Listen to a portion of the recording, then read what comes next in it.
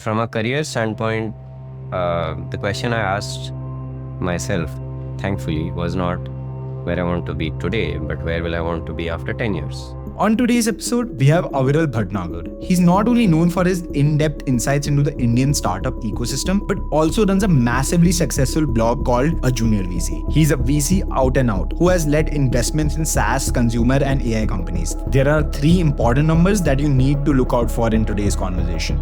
First, $10 trillion. This is India's economic goal for 2030.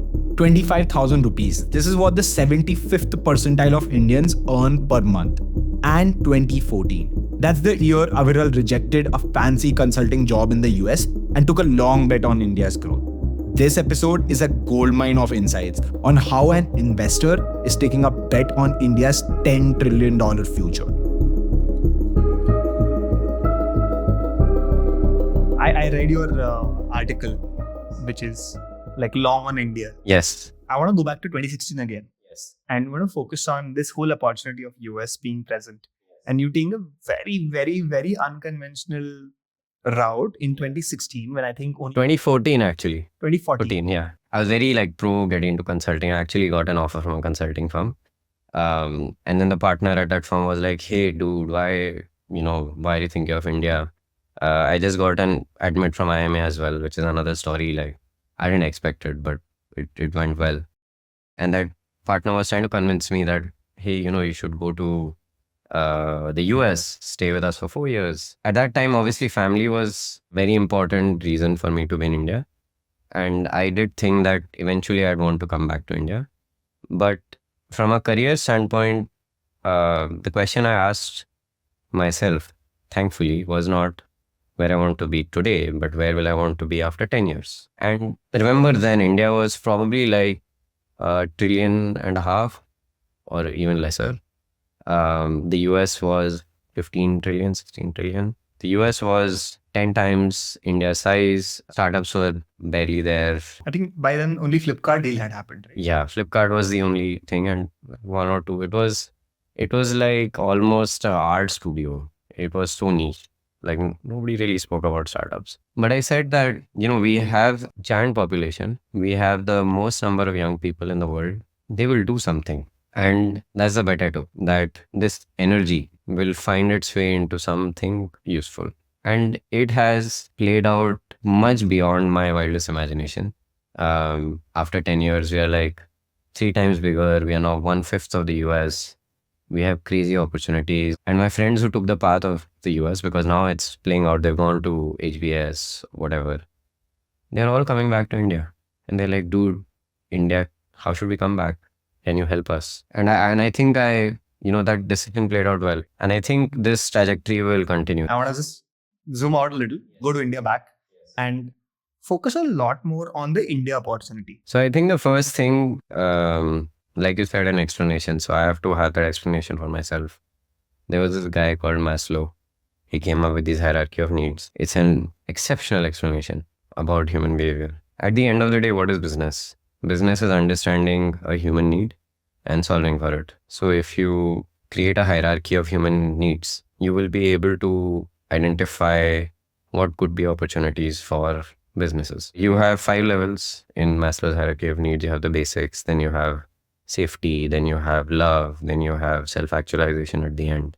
The US is at the self-actualization phase, where the problems that they're solving for is self-actualization related. India has just progressed from basics to safety. That's why you're starting to see an emergence of food delivery, an emergence of wealth security, which is actually investing. We are in level 2 right now. And I think we don't need to be deluded to think that we will do deep tech solutions and we'll build cutting edge problems, because India's problems are at level 2 today. So entrepreneurs will solve level 2 problems. They will not solve level 5 problems necessarily. Obviously, the interesting thing about India is it's so large that there will be a market for level 5 problems as well. But if you're looking at large businesses that are getting built out, they will be built in this level 2. And you'll have an insane number of opportunities to solve in level 2. For example, I think there was this big debate on AI, on India being able to build its own LLM. I think it was a pointless discussion, because India doesn't need to solve the LLM problem today.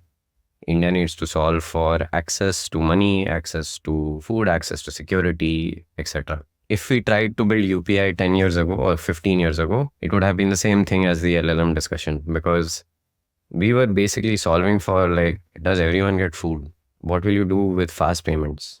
But, today you need to do fast payments. And India is building a network that is disrupting MasterCard and Visa because we need it. And I think that rather than comparing ourselves with somebody who is far more advanced and who has gone through a journey, which is the US, we should look at the problems that we need to solve. So I think there'll be a lot of innovation in this level 2, level 3 thing. I had a question very related to this, right?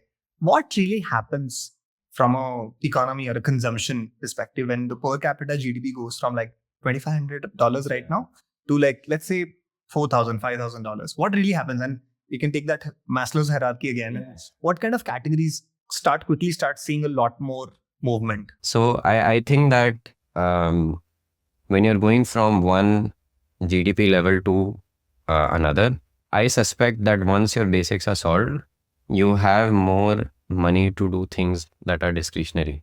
And this $2,000, $4,000 income is for the median. But if you look at ourselves, we are at the top, maybe 0.1% percentile. Like, I find it so weird when people say that, hey, I am upper middle class. Upper middle class is the 75th to 80th percentile in India. Do you know how much the 75th percentile earns in India? No idea. Just a guess. I don't know.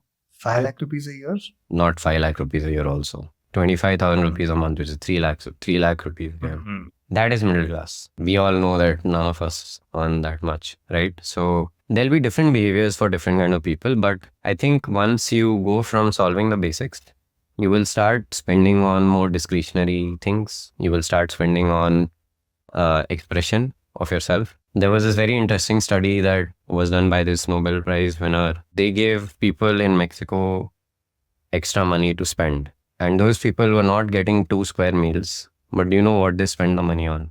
Must be on aspirations. They spend the money on television. Oh my God. Okay. Entertainment. Yes. And the argument that they gave, which is actually logical, is that I'd rather be hungry than bored.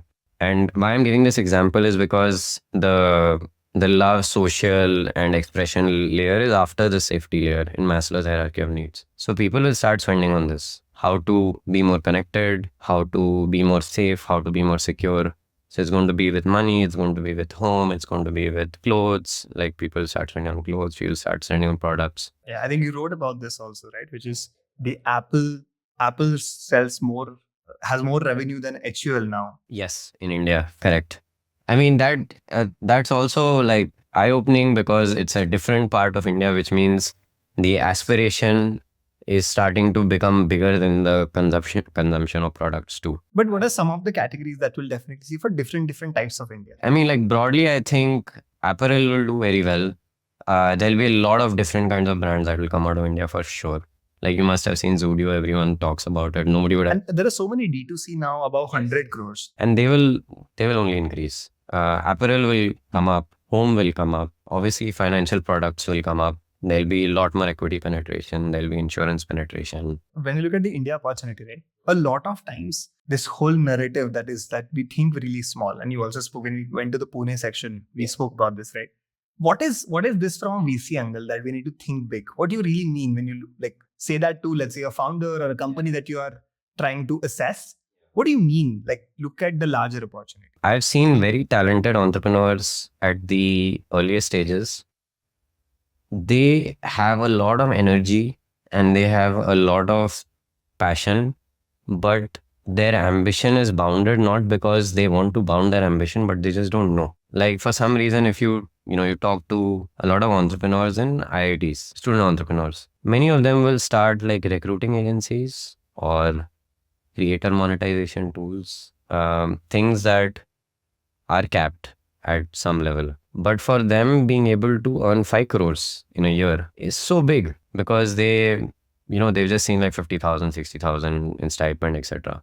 They've never earned before. And like I said, it's because it's such a social mobility move, maybe nobody in their family has seen that kind of money. So I think that ambition unlock is one area in which a lot of investors can help, especially young and talented founders, which is It's not that they don't have the ability to see. They just don't have the experience and the exposure to be able to see. Zomato was doing 10 crores of revenue in 2013 and Domino's was doing 2000 crores of revenue.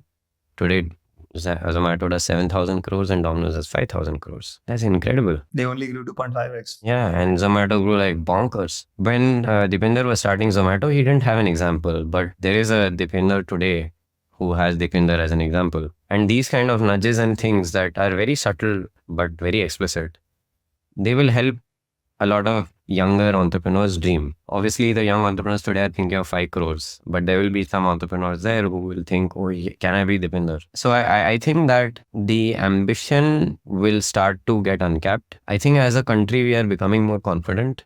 It's very important to be confident because you need to be confident to be a skilled entrepreneur. You need to be able to think that I can do 1,000 crores. It's insane. So from a help perspective, I think, especially with younger entrepreneurs, you can help them see that, this is what it can be. And India is slowly becoming a very large consumption market. In fact, we as a percentage consume almost twice as much as China. I think China is what, 31, 32%. We are 55, 56% as consumption. They are a more infrastructure driven economy. We are a more consumption, which is more sustainable in some way. So I suspect that the examples coming up to be able to point to them, us helping entrepreneurs see that, hey, this is what you can build.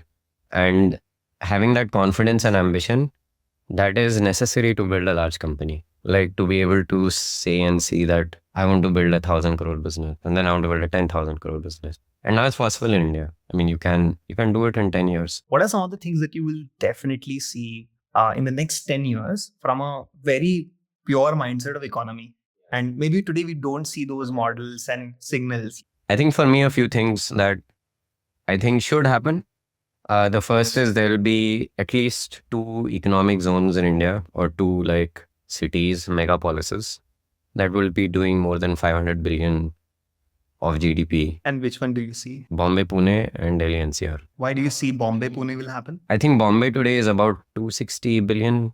Pune is about 80, 90. There's a lot of integration that's happening between the 2 cities. And like there's the new bridge, the Trans Harbour link, that's reduced time to go from Pune to South Bombay like by a lot. I think these 2 cities have a lot of economic activity going for them.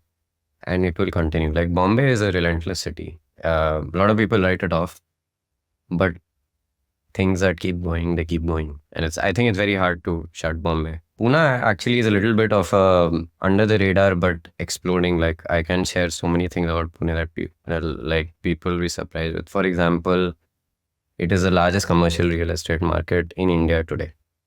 It has the second most number of luxury properties sold in India today. It has some of the largest manufacturing firms, largest IT firms, largest pharma firms. So Serum is there, Bajaj is there, Bharat Forge is there. What are some of the interesting things you have or interesting people you have met in Pune and what are they doing? I think in Pune, the tech and startup ecosystem is talked about less, but there are 7 unicorns in Pune today. iCertis, Mindtickle, Dhruva, the First Cry Group, Express, Bees is part of it, Elastic Run. But beyond the tech ecosystem, I think there are many deeply integrated business families that are there in Pune. So Serum Institute, Poonawalla family, Bharat Forge, Bajaj.